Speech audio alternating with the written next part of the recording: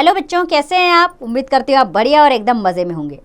तो बच्चों, आज के अध्याय में हम पढ़ेंगे विराम चिन्ह यानी कि पंक्चुएशन मार्क्स। विराम चिन्ह किसे कहते हैं, सबसे पहले ये जान लें। बच्चों, विराम का अर्थ है रुकना।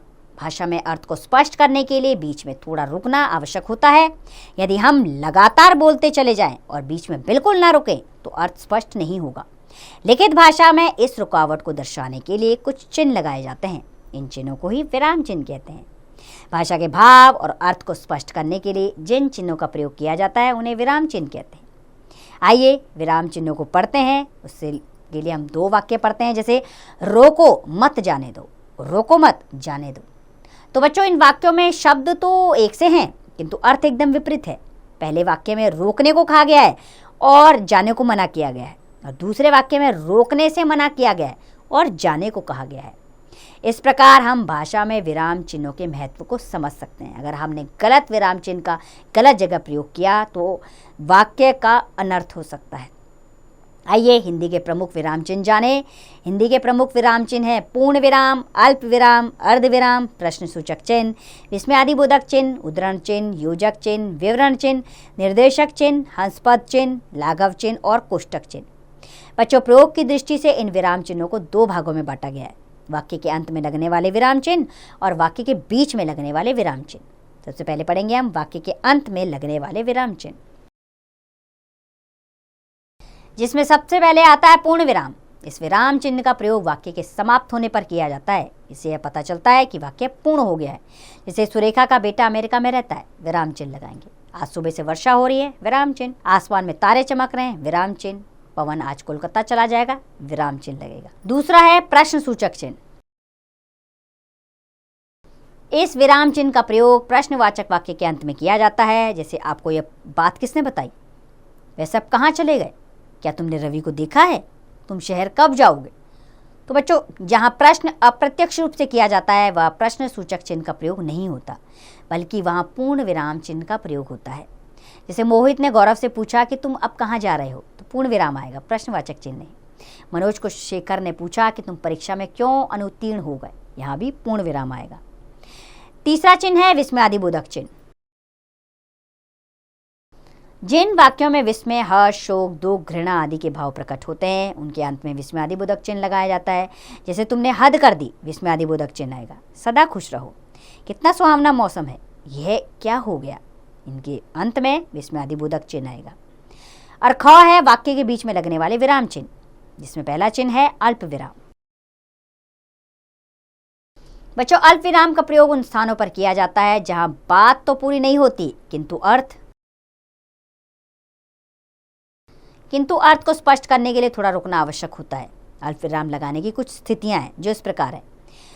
पहला है एक ही तरह के शब्दों, पदबंधों और उपवाक्यों को अलग करने के लिए। जैसे सत्य बोलो, अल्प विराम, प्रिय बोलो, अल्प विराम आएगा। अप्रिय सत्य कभी मत बोलो। रवि, मोहन, गीता, बीना, इनके बीच में अल्प विराम आएगा और आनंद पिकनिक पर जा रहे हैं। अमीर और गरीब, छोटे और बड़े, गोरे और काले, सभी उस ईश्वर के संतान हैं। दूसरा है वाक्य के आरंभ में आने वाले हाँ नहीं के बाद। जैसे हाँ, तुम्हारी बात से मैं सहमत हूँ, हाँ के बाद अल्प विराम, नहीं, नहीं के बाद अल्प विराम आएगा। तरुण कभी ऐसा नहीं कर सकता। तीसरा है दिनांक को सन से अलग करने के लिए। जैसे 26 जनवरी, इसके बाद अल्प विराम 1950, 15 अगस्त 1947, 2 अक्टूबर 1870। उद्धरण से पूर्ण, जैसे अकबर ने कहा, इसके बाद अल्प विराम आएगा। बीरबल, तुम आज उदास लग रहे हो। शिवाजी ने गौहर बानू से कहा, अल्प विराम आएगा, आप बिल्कुल चिंता ना करें। संबोधन के बाद, जैसे चमन, इसके बाद अल्प विराम, इधर आओ। राजन, अल्प विराम आएगा, मेरी बात सुनो। अगला है प्रधान उपवाक्य के बीच आए आश्रित उपवाक्यों को अलग करने के लिए। जैसे वह आदमी, इसके बाद अल्प विराम आएगा, जो तुमसे बात कर रहा था, शहर का एक बहुत धनी इंसान है, यह व्यक्ति है। वह बच्चे, इसके बाद अल्प विराम, जो कल यहाँ खेल रहे थे, आज नहीं आए। प्रधान उपवाक्य को क्रिया विशेषण उपवाक्य से अलग करने के लिए। जैसे जब वह आया, अल्प विराम आएगा, मैं स्नान कर रहा था। जैसे ही रेलगाड़ी प्लेटफॉर्म पर रुकी, अल्प विराम, सभी यात्री अंदर घुसने के लिए एक दूसरे को धकियाने लगे। अगला चिन्ह है बच्चों अर्ध विराम चिन्ह। बच्चों, जहां दो उपवाक्यों और बीच अल्प विराम लगाने से भ्रांति की संभावना हो, वहां अर्ध विराम का प्रयोग किया जाता है। इसकी आपकी बात सही हो सकती है, लेकिन फिर भी जल्दी मत कीजिए। अर्ध विराम आएगा, अच्छी तरह सोच विचार कर निर्णय लीजिए। तुम्हें जहां जाना है जाओ, अर्ध विराम, बस हमें माफ करो। अगला है उद्धरण चिन्ह। उद्धरण चिन्ह का प्रयोग निम्नलिखित स्थानों पर होता है। पहला, किसी के कथन को ज्यों का त्यों उद्धृत करने के लिए दोहरे उद्धरण चिन्ह का प्रयोग किया जाता है। जैसे सुभाष चंद्र बोस ने कहा, उद्धरण चिन्ह आएगा, तुम मुझे खून दो, मैं तुम्हें आज़ादी दूंगा। लाल बहादुर शास्त्री ने कहा, यहाँ पर भी उद्धरण चिन्ह आएगा। उसके बाद जय जवान जय किसान। कवि या लेखक के उपनाम पुस्तक के नाम को इकहरे उद्धरण चिन्ह में लिखते हैं। जैसे रामधारी सिंह दिनकर, दिनकर उनका उपनाम है, तो इसको इकहरे उद्धरण चिन्ह में रखेंगे। हिंदी के महान कवि हैं। दो बैलों की कथा प्रेमचंद की प्रसिद्ध कहानी है, तो दो बैलों की कथा एक प्रसिद्ध कहानी है, इसे इकहरे उद्धरण चिन्ह में रखेंगे। अगला है योजक चिन्ह। बच्चों, शब्द युग्मों के बीच योजक चिन्ह का प्रयोग किया जाता है। जैसे ऊपर नीचे, इसके बीच में योजक चिन्ह, माता पिता के बीच में, आंधी तूफान के बीच में, राजा रानी के बीच में योजक चिन्ह आएगा, खरी खोटी के बीच में आएगा, देश प्रदेश के बीच में आएगा। पांचवा है विवरण चिन्ह। जब किसी बात का विवरण अगली पंक्ति में देना होता है तो वहाँ विवरण चिन्ह का प्रयोग किया जाता है। जैसे किसान कविता की दो विशेषताएं निम्नवत है, इसके बाद विवरण चिन्ह आएगा। क, कविता सरल और प्रभावपूर्ण भाषा में लिखी गई है। दूसरा, इस कविता में किसान के जीवन का प्रभावशाली चित्रण किया गया है। और छठा है निर्देशक चिन्ह। संवादों में कथन से पहले और उदाहरण देने के लिए निर्देशक चिन्ह का प्रयोग किया जाता है। जैसे कि शिखा, इसके बाद निर्देशक चिन्ह। सुमन, क्या तुम मेरे साथ बाजार चल रही हो?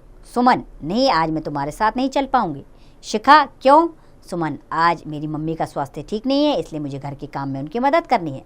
शिखा, कोई बात नहीं, हम कल चले जाएंगे। और सातवां है हास्यप्रद चिन्ह। बच्चों, अगर लिखते समय कोई शब्द बीच में छूट जाए तो उसे लिखने के लिए हस्तप्रंत चिन्ह का प्रयोग किया जाता है। जैसे भोला ने काला कोट सिलने को दिया, इसमें कोट शब्द लिखना भूल गए तो आप हस्तप्रंत चिन्ह लगाइए और ऊपर इस शब्द को लिख दीजिए। आठवां है लघव चिन्ह।